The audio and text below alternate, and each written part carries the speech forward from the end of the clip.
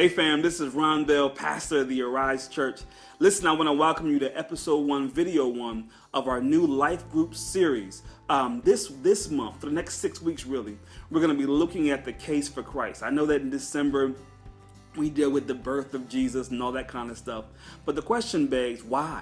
Why was Jesus born? Why did Jesus come? Why was it even necessary? And so in this series, we're going to begin to look at some of those principles and some of those reasons. And so I hope you'll stick with us. I hope you'll hang out with us.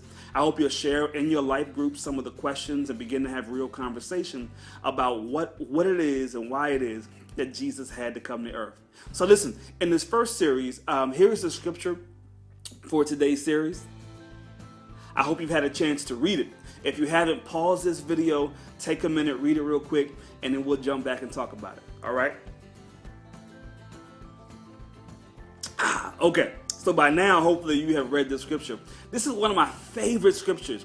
In this text, David is reminding himself, he's encouraging himself. He's saying to himself that he is fearfully and wonderfully made. What's interesting is that we are told through commentaries that David wrote this at a time where he was really in need. At this time, this is like when, after he was 15, he had defeated Goliath. Saul, who was the king at that time, had promised him, his daughter's hand in marriage and future kingship, all that kind of stuff. And then Saul went crazy. And Saul was chasing David and trying to kill David. And so David went on the run.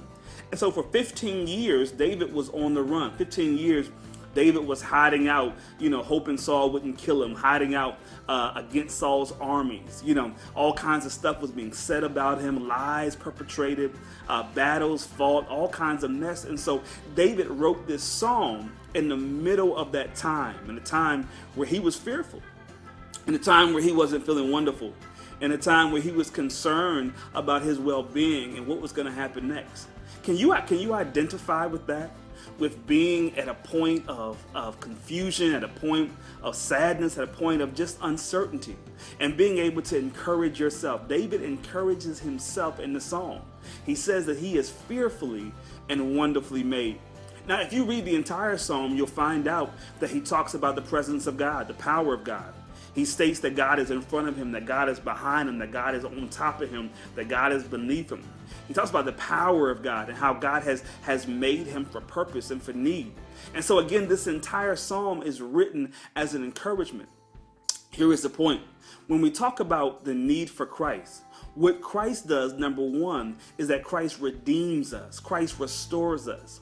So that image, that we were made, and all of us were made in the image of God. We were fashioned and formed in the image of God. Genesis 1 tells us that God reached down and formed us in God's image, that God breathed into us God's breath. And so we are carriers of the breath of God, and we are formed in the image of God. And so, of course, we are fearfully and wonderfully made, because we are fearfully and wonderfully made in the image of God, right? And how amazing and beautiful is that? But the reality becomes that many of us live in such a way where life happens and we don't feel fearfully and wonderfully made. Life happens and we forget that we were made in God's image. Life happens and that image becomes marred. It becomes messed up. It becomes messy.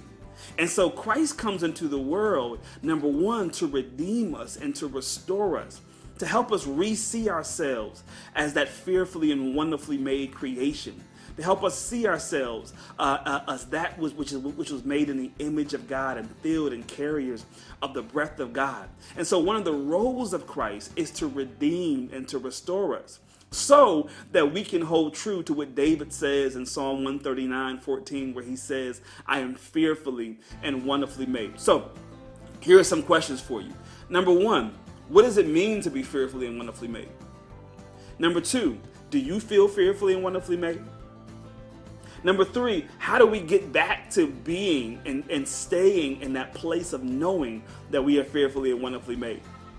And then number four, how does being connected with Christ, how does knowing Christ help you formulate what it means to be fearfully and wonderfully made? And then lastly, did I say 3 questions? There's 5, I'm sorry. Then lastly, how does it feel knowing that you are made in the image of God? and that you are literally carrying the breath of God? How might you work differently and live differently and operate differently, knowing that you're carrying God's breath, that you're made in God's image? Listen, I'm excited for you. I hope you enjoy this series. I hope you connect with your life groups and begin to ask yourselves these questions. Your life group leader likely has some more questions to ask you as well. Read the entire psalm, and I'll see you back here next week. All right? God bless. Peace.